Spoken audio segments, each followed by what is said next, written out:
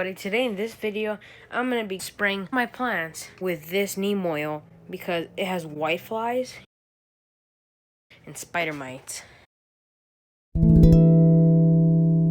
We got like little tiny whiteflies right there in the middle, so we're going to spray the plants a little bit.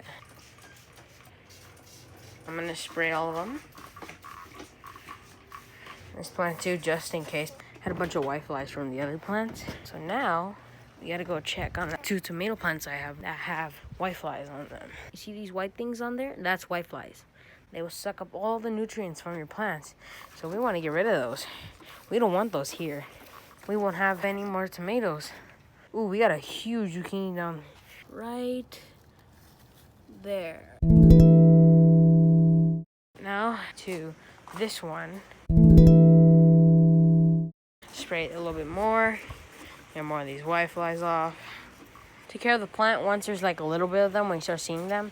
Not when there's a bunch of them, because then it's harder to control them. No, we just have to wait in 2 weeks. Keep checking on the plant. If it's getting worse, spray a little bit more. Looks like this tomato plant's producing a lot of big tomatoes.